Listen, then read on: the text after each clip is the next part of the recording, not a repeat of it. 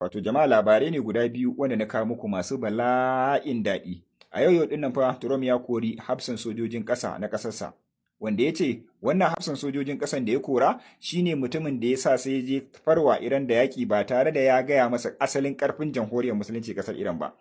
Inda ya ce da ya gaya masa asalin karfin jamhuriyar musulunci kasar Iran, ya ce da bai takale ta faɗa ba, ya ce shi bai taɓa tunanin cewa kasar Iran tana da wannan karfin ba, amma suka sa shi yanzu gashi nan suna ƙoƙarin fita, wato tattalin arzikinsu yana ƙoƙarin karyewa, kullum asara suke gani, babu wata nasara ida za su fito su gaya duniya. Kusan Trump mahaukaci ne fa, duk inda ya sha giyarsa zai iya ƙarya, in kuma ya sha giyarsa zai iya faɗan gaskiya. Inda ya fito ya ce babu wani asara ko kuma wani abin da za su kalla a kasar Iran su ce sun lalata shi sun kawo ƙarshen ta, amma kuma a kullum Iran ƙara gurgunta su take yi. Ya ce ba kowa ne ya cuce shi ba illa hafsan sojojin nan wanda ya sa shi ya je ya farma wannan yakin, wanda ya ce shi fa yanzu ne ya tabbatar da cewa tun da Iran ta kafa wa juyin juya hali na musulunci sama da shekara 40, tun daga wannan lokacin take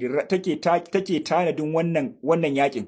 take bukin din wannan yakin tun daga wannan lokacin. Ba wai kokarinta ta gyara kasarta ko kuma ta kare kasarta ba, a tunaninta da nazarinta da kominta ya zo ne akan wannan farmakar da suka tabbatar da cewa American sai ta yi musu. Inda ya ce da hafsan sojojin nan sun gaya musu da kuma wasu makarrabai sun gaya musu asalin wace ce Iran, asalin wani irin tanadi take da shi, asalin ya take, ya ce wallahi ba yanzu ne lokacin da za mu tankari Iran ba, sai mun mata mugun shiri ko kuma mata irin dukan da ba za ta farfado ba. Ya ce amma yanzu duk irin yunkurin da za mu yi a tafin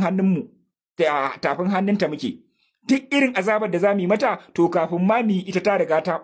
hango, sai dai mu yi mata. Duk irin makaman da za mu yi amfani da shi kafin ma mu yi ƙoƙarin ɗaukan makamin, ita kuma ta riga ta hango, ta lalata wannan makamin. Hakan shi yake nuna cewa ga baki ɗaya rayuwar Iran da tunaninsu da hankalinsu ba akan komai bane, akan wannan lokacin da ƙasar Amerika ta zo ta shiga ne. Inda ya ce ya kori hafsan sojojin nan kuma ya kama wasu daga cikin makarrabansu, hafsan sojojin ƙasa fa. Labari na biyu kuma sai wani mai sharhi kuma shi ma wani tsohon sojan sama, wato masanin jirgin sama na kasar Amerika kuma masanin jiragen yaƙi na ƙasa da kuma na duniya, wanda ya fito ya tabbatar wa duniya cewa kasar Iran ta fi karfin kasar Amerika da kasar Isra'ila da kasar mamaya kasar Isra'ila kenan. Yace ta fi karfinta ta sama, ta fi karfinta ta ƙasa, ta fi karfinta ta kowane bangare. Idan kuma Amerika tana ganin ƙarya ne, to ta jarraba shiga wannan abin da ya faɗa, za a gan shi a aikace ne ba wai a baki ba. Inda